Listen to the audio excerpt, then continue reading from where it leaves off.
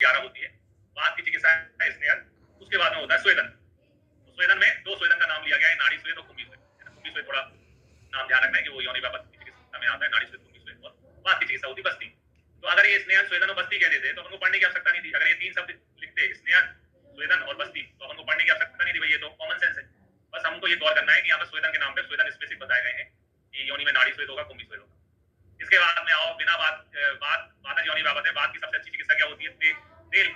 और तेल में सेंध और लवण, लवण जो है वो सबसे अच्छा, लवण रस सबसे अच्छा वासामक होता है। वासामक क्या होता है? लवण रस, इसलिए सेंध वाली तेल बताया हुआ है।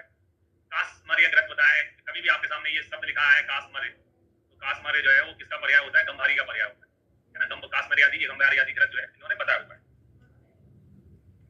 ना। गंभारी भी जो है 10 मूल में आती है। 10 मूल की जितनी भी चीजें होती है वो सब बात नासा की होती है।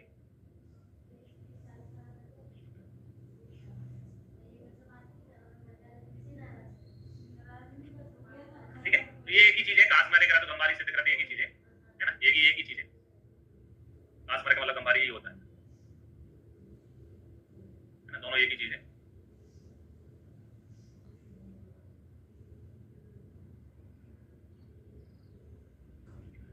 इसके अलावा एक गुड़ इत्यादि तेल और आता है चरक में, तो वो छूटा हुआ है यहाँ पे, मैं बताना चाहूंगा। गुड़ इत्यादि तेल भी आता है।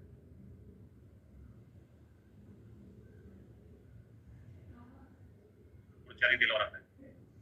फिर आए पित्त में। पित्त में रक्त पित्तनाशक चिकित्सा बताइए। रक्त पित्त में भी स्राव होता है, पित्त योनि व्यापक में भी स्राव होता है, इसलिए रक्त पित्तनाशक चिकित्सा बताइए। पित्त जो है उष्ण होता है शरीर में, ठीक है, उसके विपरीत शीतल चीज का प्रयोग किया हमने। सदावरी शीतल होती है, व्रत सदावरी ग्रत बताया है।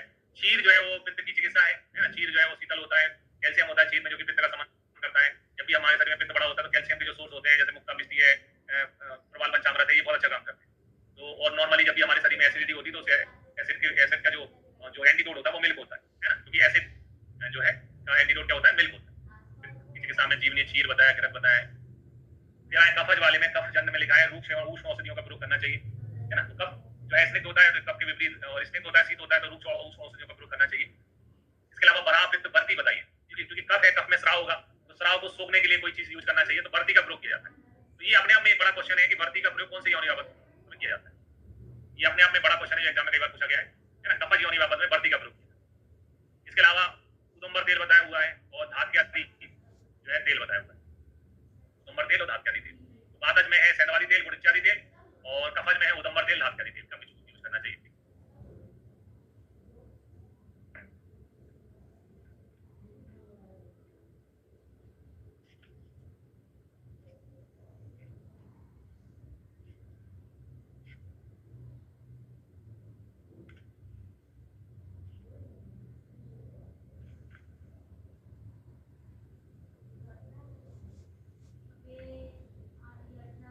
ठीक, अब आते हैं आचार्य सुसुप में।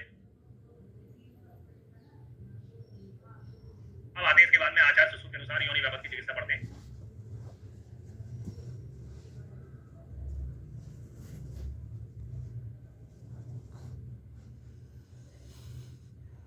ठीक है, तो आचार्य सुसुप में योनि व्यापक की चिकित्सा में दोषानुसार बातल जो योनि व्यापक होता है उसमें सेंधवादी तेल बताए। ये अपन समझ चुके हैं कि वात नाशक सबसे अच्छा लवण होता है, लवण में भी श्रेष्ठ सेंधव लवण होता है, और तेल अपने आप में वासामक होता है, तो सेंधवादी तेल का प्रचुर जो है वो बातल योनि व्यापक में अच्छा काम। इसके अलावा हंसपति जो कि हिंसा नामक औषध जो कैपालिडेसी फैमिली में आती है, उसका कल्क धारण करने के लिए होता है। तो देखो, हंस पद, पद यानी गति, है ना। पैर से क्या करते हैं? गति। गति किसके लिए? बात, है ना। ये फंडा है याद करने का, मेमोराइज रखने का। हंसपति में कल्क जो है वातज योनि व्यापक में बताया। फिर आप पित्तज में, है ना, पित्त में शोधन की आवश्यकता हो जाती है उसको निकालने के लिए, तो पंचबलकल के कल्क का धारण करने के लिए बोला है। पंचबलकल ऐसे 5 चीजें जिनका क्या यूज किया जाता है? छाल यूज की जाती है। बल्कि कल्क का मतलब होता है छाल।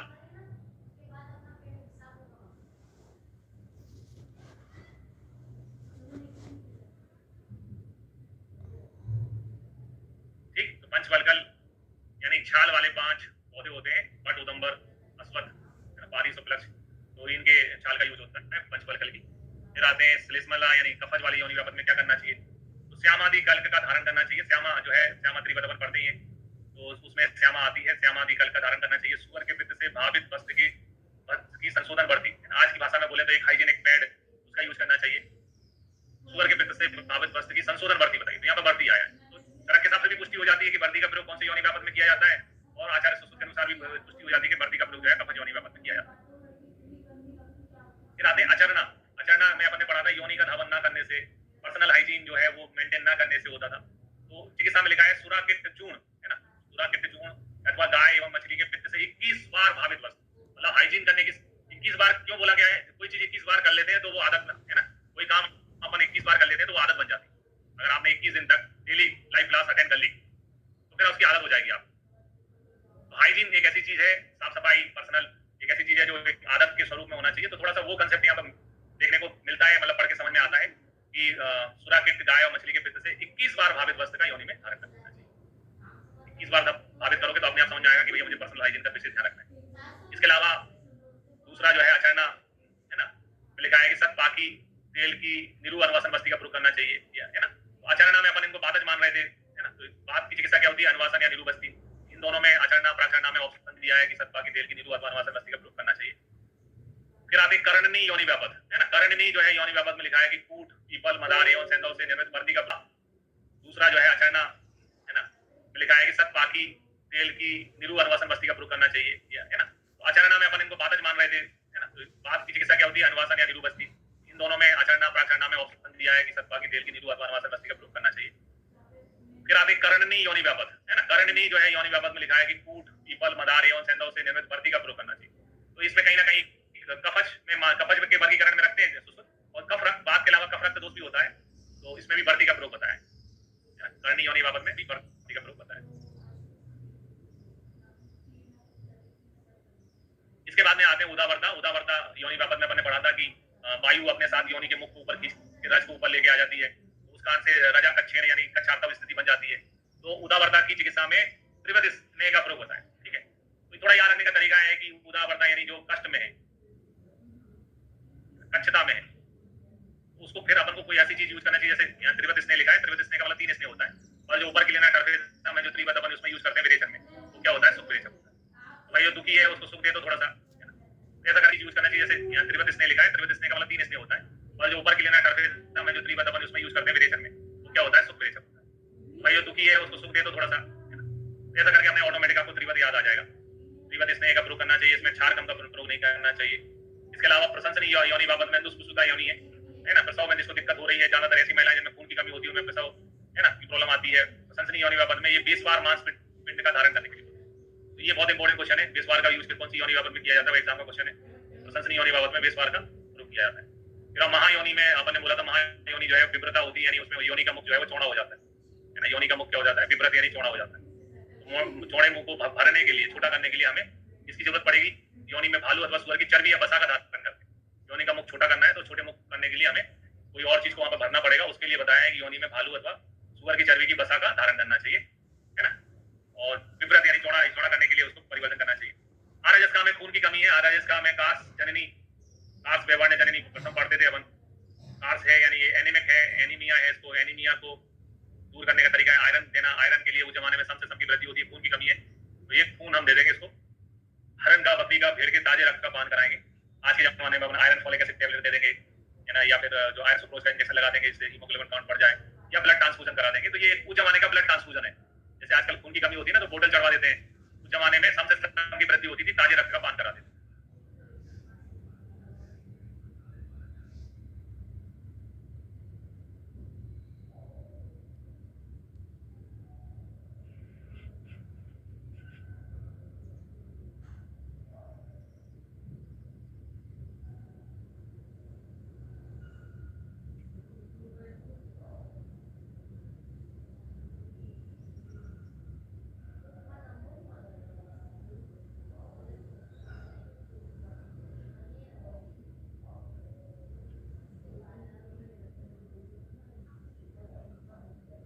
नहीं, वो त्रिवत नहीं है, त्रिवत इसने या इधर तेल और बसा को बोलते हैं त्रिवत, वो त्रिवत है यहाँ पर।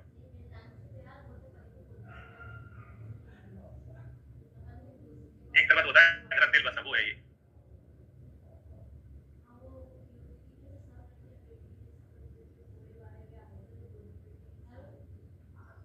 ये वाला है यहाँ, ठीक। इसमें त्रिवत स्नेह का प्रयोग करना है और इसमें 20 बार पिंड, यानी 20 बार के पिंड का बेस्वार, अस्थि रहित मांस जो है वो बेस्वार कहलाता है।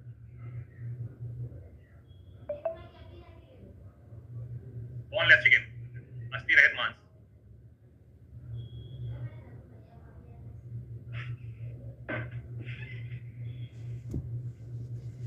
ठीक,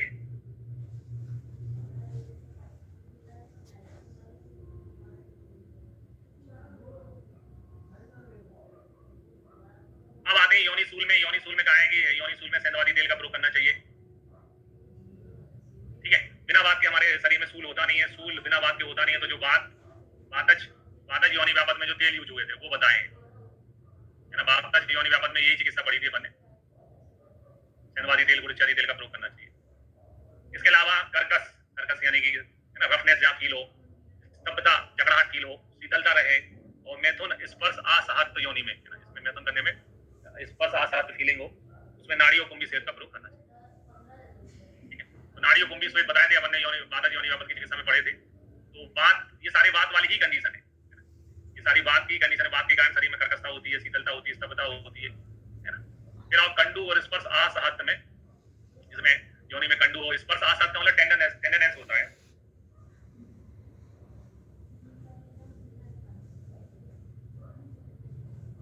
टेंडरनेस होता है।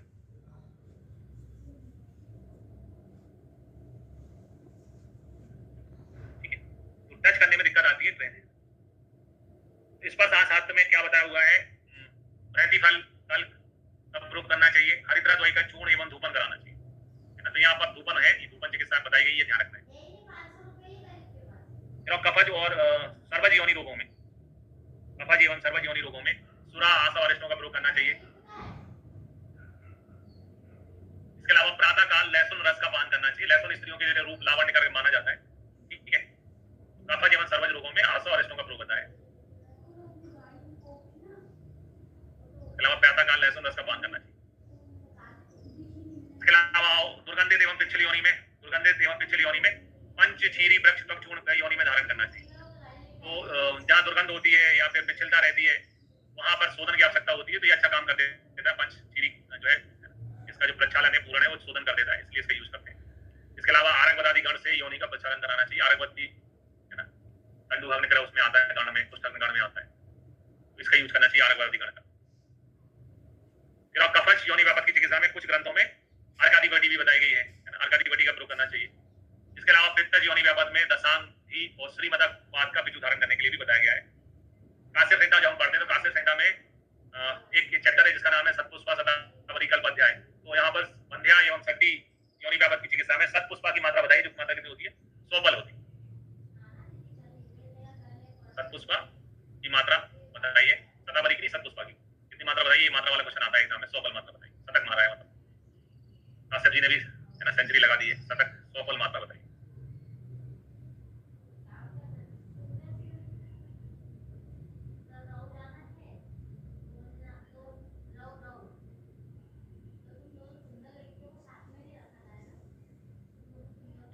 इसके बाद में देखते हैं योनि व्यापक के बाद में अपन कुछ और रोग बहुत विचलित हैं, उनमें से एक है योनि कंद।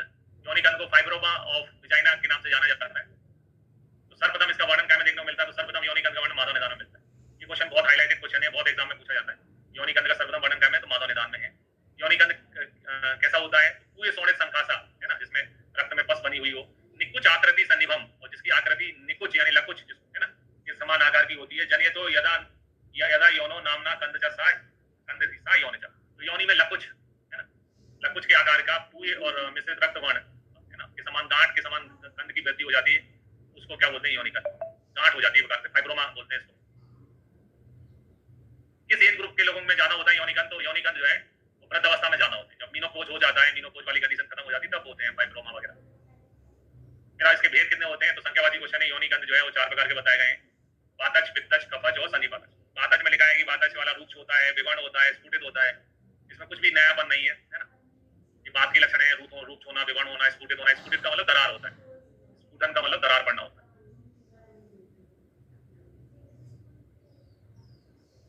पित्तज में आते तो पित्तज योनि कंद में दाह, राग और ज्वर देखने को मिलता है। जो ये पित्त के नेचुरल लक्षण है, पित्त में दाह होती है, पित्त में लालिमा आती है, राग यानी लालिमा को कहते हैं, और ज्वर देखने को मिलता है पित्तज वाले में। सभी कॉमन सेंस है। कफज वाले में एक नई चीज बताई गई है कि कफज वाले में नील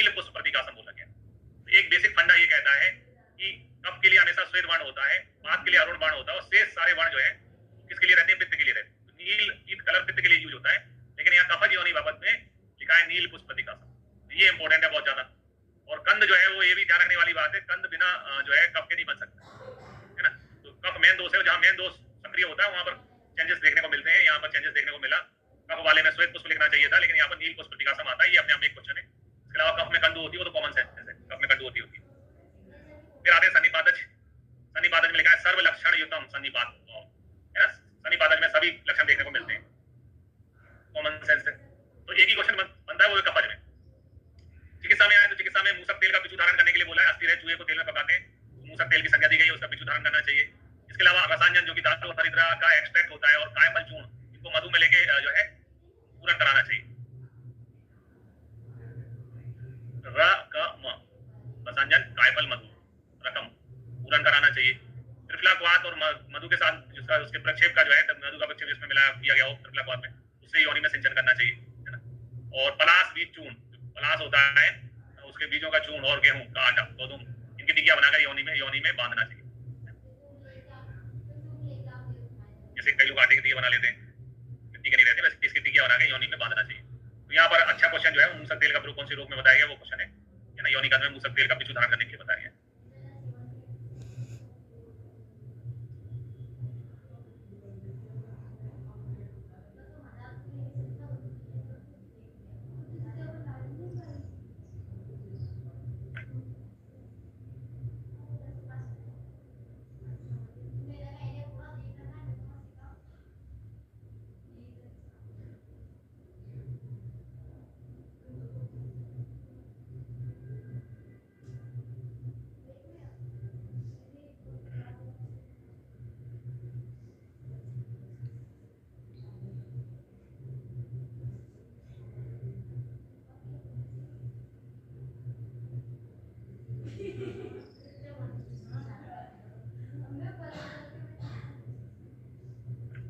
ये इसका ये 1 महीने तक है। 100 बल मात्रा जो है मात्रा सेवन करने से पुत्र की प्राप्ति होती है।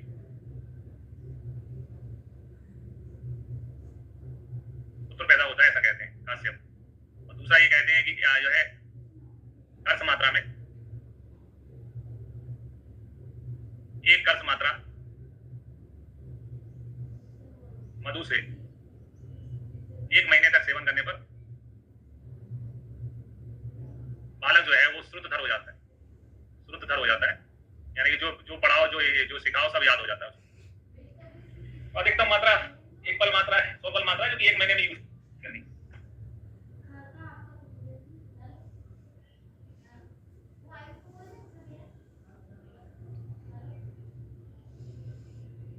ठीक है, उसके बाद में आते हैं अपन योनि आर्ट्स में। योनि आर्ट्स यानी वेजाइनल पॉलिप्स या सर्वाइकल पॉलिप्स के नाम से भी जाना जाता है इनको। लिंगार्स के नाम से सुश्रुत में भागवत में इनका वर्णन है। तो लिंगार्स क्या होता है कि आमतौर पे आर्स जो है गुदा में होता है, गुदा के अलावा त्वचा में होता है, तो उसको चर्म कील कहते हैं। इसके अलावा भी कहीं शरीर के अन्य स्थानों पे भी आर्स हो सकता है। कुपित वातादि दोष मांस और आपको दूषित करके लिंगार्स को पैदा करते हैं। तो लिंगार्स में दूसरे जो है वो है राम यानी रक्त और ए स्मॉल एम यानी रक्त और मांस जो है दूसरे। ठीक है, योनि में छत्र आकार के होते हैं लिंगार्स, योनि और आर्तव का विनाश करते हैं। शिशिर में कूर्च आकार के होते हैं, लिंग और पुंसत्व का नाश करते हैं। और नाभि में गंडू पद आकार के होते हैं। ठीक है, और फिर जोड़े बनाने के रूप में भी क्वेश्चन पूछे जाते हैं इनके। तो योनि में छत्र आकार के, शिशिर में कूर्च आकार के, नाभि में गंडू पद आकार के होते हैं। योनि आर्स योनि में आर्स के अंकुरों के समान उत्पन्न वृद्धि होती है, जिसको सुश्रुतसंहिता में बताया गया है। कुपित वातादि दोष मांस और रक्त को दूषित करके योनि में मृदु दुर्गंध युक्त पिच्छित स्राव वाले छत्राकार आर्स के अंकुरों को उत्पन्न करते हैं। ये अंकुर योनि और आर्तव का विनाश करते हैं। 2-3 क्वेश्चन है। योनि में आर्स का वर्णन किसने किया है? योनि आर्स का वर्णन आचार्य सुश्रुत ने किया है, भागवत ने किया है। सुश्रुतसंहिता में सबसे पहले वर्णन मिलता है। योनि आर्स में कौन सा दोष होता है? तो मांस रक्त दोष होता है। योनि आर्स के क्या परिणाम होते हैं, क्या रिजल्ट होते हैं, क्या नुकसान होता है? तो ये योनि में आर्स होते हैं, ये योनि और आर्तव का विनाश करते हैं। ऐसे 3-4 क्वेश्चन बनते हैं। चिकित्सा में आए योनि का विशोधन करके शस्त्र क्षार आदि का प्रयोग करना चाहिए है ना। और जो आर्स की चिकित्सा में भी शस्त्र का क्षार का प्रयोग किया जाता है, वैसे यहाँ पे करना चाहिए। आर्स के समान या उपदंश के समान चिकित्सा करना चाहिए। इसके अलावा हैमर आदि तेल का प्रयोग करना चाहिए, उसका पिछू धारण कराना चाहिए। इसके अलावा चूहे का कुटित मांस, टूटा हुआ मांस जो है सेंधा और एरंड पत्र मिलन लेकर उसका योनि में शोधन करना चाहिए। क्या कराना चाहिए? शोधन कराना चाहिए। सभी बात अलग चीजें हैं। मांस भी रंगन करता वातनाशक होता है, सेंधव भी वातनाशक होता है, हिरण भी ब्रह्मवातर होता है ना। वातर चीजों से एक बार से मांस सेंधव हिरण से योनि में शोधन कराना। फिर आते योनि संवरण है ना। योनि संवरण क्या होता है? योनि के छेद का बंद हो जाना। योनि संवरण का वर्णन जो है वो क्या में मिलता है? संवरण का वर्णन योग रत्नाकर में मिलता है। योग रत्नाकर ने बताया, इसमें लिखा है कि गर्भाशय मुख के अवरुद्ध होने से, गर्भणी और श्वास पत्र के अवरुद्ध होने से शिशु दोनों की मृत्यु हो जाती है ना। बच्चा गर्भाशय में रुका हुआ है, फंसा हुआ है, उससे गर्भणी की डेथ होती है और बच्चा बाहर नहीं निकल पाता, सांस लेने में तकलीफ होती है बच्चे को, तो बच्चे की मृत्यु हो जाती है ना। तो योनि संवरण का वर्णन किसने किया? वो इंपोर्टेंट योग रत्नाकर ने किया। योनि संवरण किसका? योग रत्नाकर। फिर आए योनि छद। योनि छद यानी योनि में ट्रॉमा हो गया, उसको चोट लग गई है, कोई टीयर हो गए, तो ये जो है वेजाइनल टीयर जिसको अपन कह सकते हैं, का वर्णन जो है वो भाव प्रकाश, ठीक है। और इसकी चिकित्सा में भाव प्रकाश ने तुम्बी पत्र एवं लोद्र चूर्ण का वर्णन किया है। लोद्र चूर्ण वैसे स्तंभक होता है। लोद्र क्या होता है? स्तंभक होता है। कोई भी चोट लगी होगी तो उसमें ब्लीडिंग होगी, ब्लीडिंग को रोकना पड़ेगा। तुम्बी चूर्ण और लोद्र चूर्ण, तुम्बी पत्र और लोद्र चूर्ण का वर्णन किया है, ठीक है। तो ब्रेक लेते हैं, ब्रेक के बाद में फिर अपन इससे आगे आर्तों के बारे में पढ़ेंगे।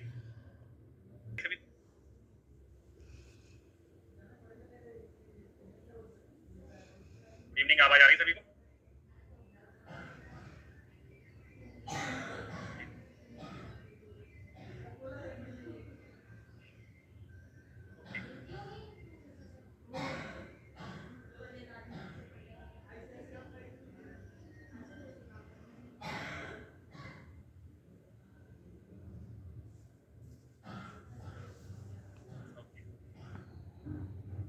आइए स्टार्ट करते हैं। अब हम योनि व्यापक से आगे बढ़ते हैं। अब देखते हैं अपन आर्तव संबंधी दोष और उसके बारे में। तो हमारा टॉपिक है रज्जु विज्ञान से संबंधित।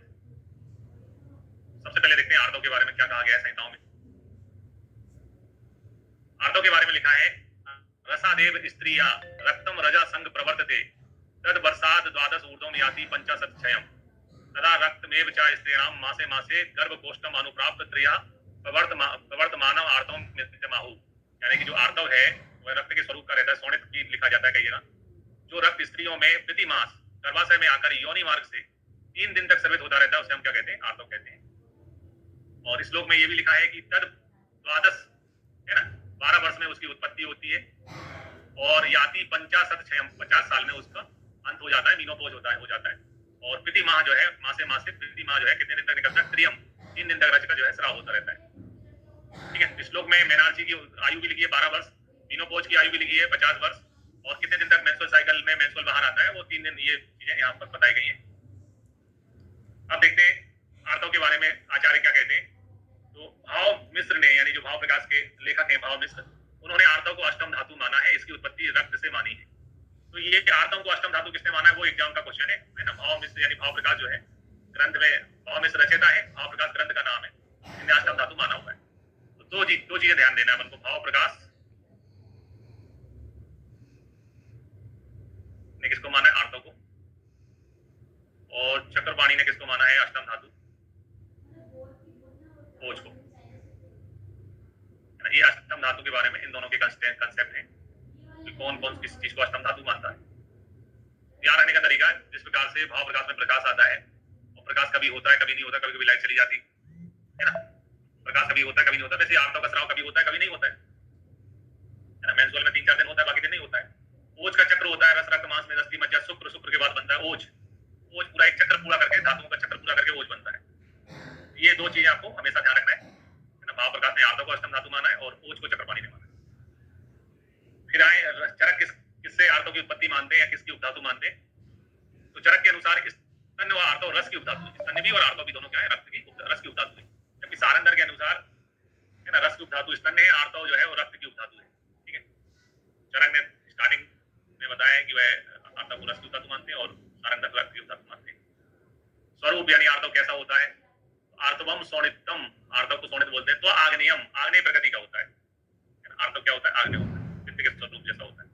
अग्नि सौम्यत्वा गर्भ अग्नि सौम्य होता है क्योंकि उसमें अग्नि यानी आर्तव और सौम्य यानी शुक्र, दोनों के मिलन से बनता है गर्भ, ठीक है। तो ये जनरल कंसेप्ट है कि शुक्र सौम्य होता है, जल महाभूत प्रधान होता है, और आर्तव आग्नेय होता है, अग्नि महाभूत प्रधान होता है, ठीक है। आर्तव के पर्याय में आते हैं तो आर्तव को रज कहते हैं, ऋतु कहते हैं, है ना। ऋतुकाल, ऋतुमती शब्द आर्तव से जुड़े हुए हैं। असक कहते हैं, बीज कहते हैं, पुष्प कहते हैं, है ना। बीज रक्त भी कहते हैं। तो ये जो पुष्प टर्मिनोलॉजी है इसके बारे में थोड़ा सा क्लियरिफिकेशन किया गया है कि पुष्प मतलब क्या। तो 2 टर्मिनोलॉजी यूज होती है, एक होता है बहिपुष्प, एक होता है अंतःपुष्प। वही पुष्प जो कि बाहर निकल के आता है, जिसको अपन मेंस्ट्रुअल के नाम से जानते हैं, और ये रजस्राव से निकलने वाला जीव शोणितम रक्त होता है, और जो ओवम होता है वह गर्भ धारण करने में सहायक नव शोणितम है। ठीक है, तो मेंस्ट्रुअल को वही पुष्प बोला गया है, और जो ओवम है उसको अंधा पुष्प बोला गया।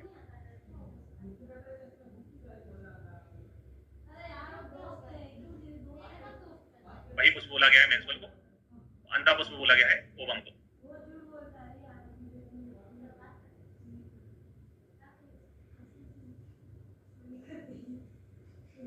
फिर आते हैं मेंस्ट्रुअल साइकिल की बात करते हैं, आर्तव चक्र के बारे में समझते हैं। तो आचार्य सुश्रुत का श्लोक है, उसको देखते हैं। सुश्रुत जी का श्लोक है, मासेन पचितम काले धमनीभ्याम तद आर्तवम ईसद कृष्णम विबद्धम चा योनि मुखम नयेत। तो यहाँ पर वर्ण आता है, आर्तव का वर्ण कैसा होता है, ईसद कृष्ण। ईसद का मतलब होता है हल्का, लाइट कलर, है ना। ये शब्द का मतलब समझना आप, ईसद का मतलब, ईसद शब्द बहुत यूज होगा। ईसद का मतलब होता है हल्का, है ना। जैसे अपन इंग्लिश में शब्द यूज करते हैं लाइट, एक होता है लाइट कलर, लाइट के विपरीत होता है दूसरा डार्क कलर। ये हल्का काला जो है, लाइट ब्लैक कलर का जैसा है। ये बद्धम लिखा हुआ है, बहुत सारी चीजें आपस में मिली हुई आती हैं मेंस्ट्रुअल में। और इसी श्लोक को जब अष्टांग ने लिखा है तो उन्होंने लिखा है मासेन पचितम रक्तम धमनीभ्याम न तो पुनः ईसद कृष्णम विगंधम। लाइट चली जाती है ना, या अपने आगे पीछे वाला व्यक्ति जब नकल कर रहे होते हैं और नकल से अपन को दिखता नहीं है ढंग से, तो अपन मिलता जुलता शब्द लिख देते हैं। ईसद कृष्णम विबद्धम दिया है, विगंधम आ जाता है इनके श्लोक। ठीक है, फिर आते हैं आर्तव स्राव में जो अंतराल कितना होता है, तो एक मेंस्ट्रुअल पीरियड का ड्यूरेशन टोटल जो है वो 28 डेज का होता है, 28 दिन का होता है। आर्तव है धमनियां जो है वो कितनी होती है, 2 होती है। धमनियां हर चीज की 2 ही होती है। धमनियों का चैप्टर हम जब चरक सुश्रुत शरीर में पढ़ते हैं धमनियों का चैप्टर, तो धमनियां शुक्र का, आर्तव का, वहन करने वाली, मूत्र का, पुरीस का, सब चीजों की धमनियां 2 ही होती है। फिर स्त्रियों के अपत्य मार्ग में 10-20 पेशियां आंतरिक होती है, जिसमें से 10 स्तन में रहती है, 4 अपत्य में होती है, और 3 जो है शुक्र आर्तव को प्रवेश कराने वाली होती है। तो शुक्र आर्तव को प्रवेश कराने वाली पेशियां कितनी होती है, 3 होती है। ये पुराने टाइम के बहुत फेवरेट क्वेश्चन है, इस टाइप के क्वेश्चन पूछे जाते थे पुराने एग्जाम में। आप जैसे मैं बहुत पुरानी बात कर रहा हूँ, बीएचयू का पेपर उठा के देखोगे 2003 का, एक शिमला पीजी का देखोगे, शिमला का क्वेश्चन देखो, पीजी का पेपर देखोगे 2005 का, तो उसमें ये पूछे गए आर्तव भाई धमनियां कितनी होती है और आर्तव भाई पेशियां कितनी, है ना, दोनों ही क्वेश्चन एग्जाम में पूछे गए। फिर आते हैं रजस्राव के बारे में। रजस्राव के बारे में लिखा है, मासी माती रजा स्त्री नाम रजसा सर्वती त्रियम वत्स राध द्वादश ऊर्ध्वम याति पंचाशत। यानी प्रति माह जो है स्त्रियों के जो है योनि मार्ग से रज का स्राव होता है 3 दिन तक, जिसकी 12 वर्ष में उत्पत्ति होती है और 50 साल में जिसका क्षय होता है। रजस्राव की मात्रा कितनी मानी जाती, तो अंजलि प्रमाण के हिसाब से रज की मात्रा 4 अंजलि बताई गई। ब्रिटिश पद्धति में इसको 2 ऑन्स गिना जाता है। ब्रिटिश पद्धति में ऑन्स लिया जाता है, 2 ऑन्स मानते हैं। और नॉर्मली जो आधुनिक जो है उसमें आर्तव की मात्रा जो है वो 40 से 80 ml मानी जाती है। अब आर्तव या मेंस्ट्रुअल जो जिसे कह लें, उसमें पूरा तरह से ब्लड नहीं होता, उसमें दूसरी चीजें भी रहती हैं। तो ब्लड लॉस कितना होता है एक मेंस्ट्रुअल में, उसका आंसर जो है गायनी की, उसमें पूरा तरह से ब्लड नहीं होता, उसमें दूसरी चीजें भी रहती हैं। तो ब्लड लॉस कितना होता है एक मेंस्ट्रुअल में, उसका आंसर जो है गायनी की बुक में जो दिया हुआ है वो है blood loss during average menstrual, है ना, वो होता है 35 cc। ये 35 cc वाला क्वेश्चन आया हुआ है ना, सीजीपीएससी का क्वेश्चन है 2008 का। इसका आंसर है 35 cc। मेंस्ट्रुअल जो लॉस होता है, मेंस्ट्रुअल में जो ब्लड लॉस होता है एक 35 cc है। फिर एक और क्वेश्चन आता है कि जब मेंस्ट्रुअल पीरियड आने वाले होते हैं, है ना, रजस्राव काल चल रहा होता है, उस समय वो जो है वेट गेन होता है कि वेट लॉस होता है। तो रजस्राव काल में शारीरिक भार जो है 700 से 800 ग्राम बढ़ जाता है। क्या हो जाता है, शारीरिक भार बढ़ जाता है। इसका कारण शरीर में अतिरिक्त लवण एवं जलीय अंश का एकत्रित होना होता है। आर्तव काल में शरीर का वजन बढ़ता है, घटता है, इस टाइप के क्वेश्चन भी पूछे गए हैं, है ना, वजन बढ़ता है। फिर और रजस्रवला स्त्री में क्या क्या चीजें मना बताई गई हैं। तो हम जब काश्यप का अध्ययन करते हैं तो काश्यप नस्य मना किया है, नस्य का सेवन नहीं कराना चाहिए, नस्य व्यापक से योनि शोष होता है। इसके अलावा बमन भी नहीं कराना चाहिए, ऐसा काश्यप में लिखा हुआ है। हारीत में टिपिकली रजस्रवला में क्षार का निषेध बताया उसको, है ना, रजस्रवला में क्षार का निषेध बताया। तो रजस्रवला स्त्री में क्षार का निषेध किस आचार्य ने बताया है, ये क्वेश्चन कई बार एग्जाम में आया हुआ है। इसका आंसर क्या है, हारीत। हारीत ने रजस्रवला स्त्री में क्षार का निषेध बताया।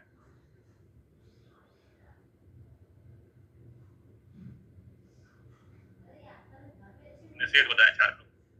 जबकि धात्री में जो केयर टेकर होती है बच्चे की, धात्री में निषेध जो है वो काश्यप ने बताया। धात्री में काश्यप है और रजस्रवला में क्षार का जो है निषेध जो है वो हारीत ने बताया।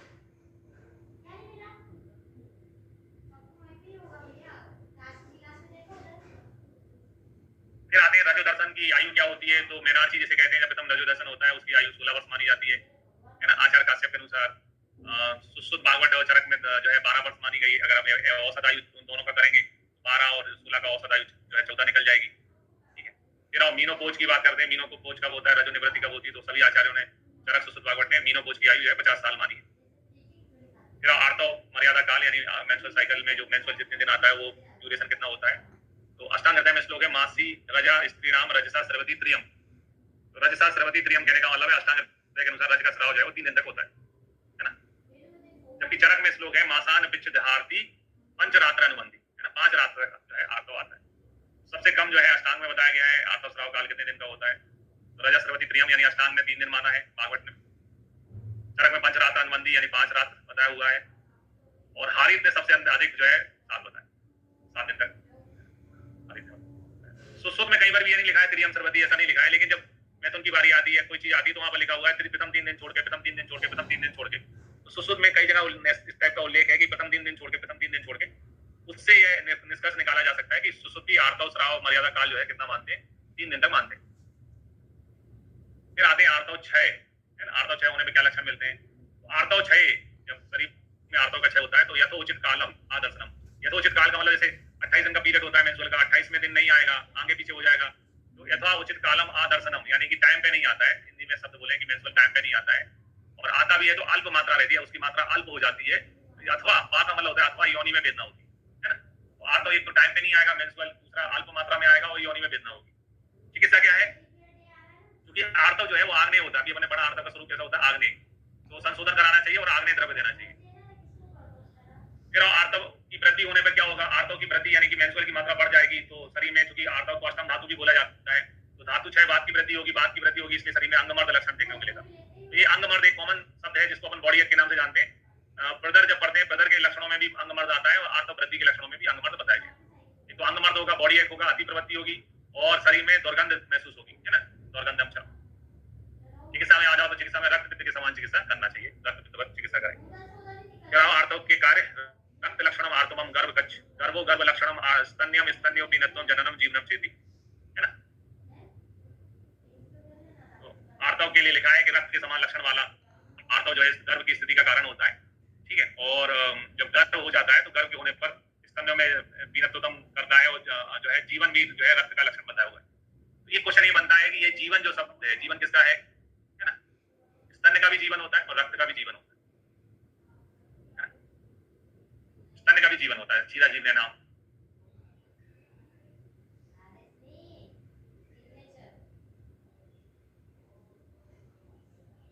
फिर आते हैं अपरा यानी जो प्लेसेंटा का निर्माण में आर्तव का क्या रोल है, तो गर्भवती स्त्रियों में आर्तव व स्रोतस के मार्ग गर्भ के द्वारा रुका हुआ, यानी जब प्रेगनेंसी कंसीव हो जाती है तब अपना डायग्नोस जो महिला का डायग्नोस बनता है वो ये मेनोरिया बनता है, यानी महिला के नाम के सामने डायग्नोस में लिखा जाता है आर्तव, आर्तव नहीं आ रहा है, तो ये आर्तव ना आके क्या काम करता है, तो आर्तव नीचे ना जाके, आमतौर पर योनि मार्ग से नीचे निकलता है, नीचे ना जाके ऊपर की ओर इकट्ठा हो जाता है और ऊपर की ओर इकट्ठा करके अपरा बनाता है, प्लेसेंटा बनाता है। ये कंसेप्ट है, आयुर्वेदिक कंसेप्ट है।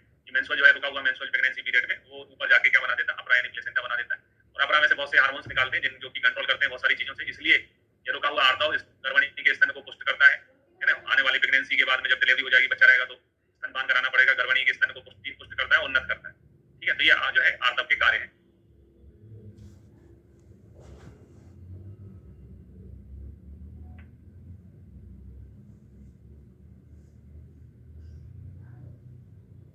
फिर आता है तीसरा जो काम है आर्तव का, वो क्या काम क्या है, स्तन गर्भाशय एवं योनि की वृद्धि, ठीक है।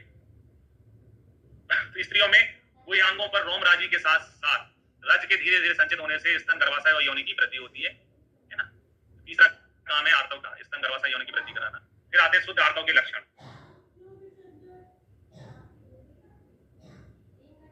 शुद्ध आर्तव के लक्षण में लिखा है, शुद्ध आर्तव कैसा होता है, तो ससक असक पतिमम यद्यो यदा लाक्षारसोपम तद आर्तव पसंती यद सोना ब्रंजेत, यानी कि आर्तव जो है वो ससक यानी खरगोश के रक्त के समान होता है, लाक्षारस लाख जिसे कहते हैं, महावर जिसे कहते हैं उसके समान होता है, वह आर्तव प्रशंसनीय होता है जो कपड़े वगैरह साफ करने पर वस्त्र पे दाग ना छोड़े, है ना, वह आर्तव प्रशंसनीय होता है, ऐसा आचार्य सुश्रुत बताते हैं।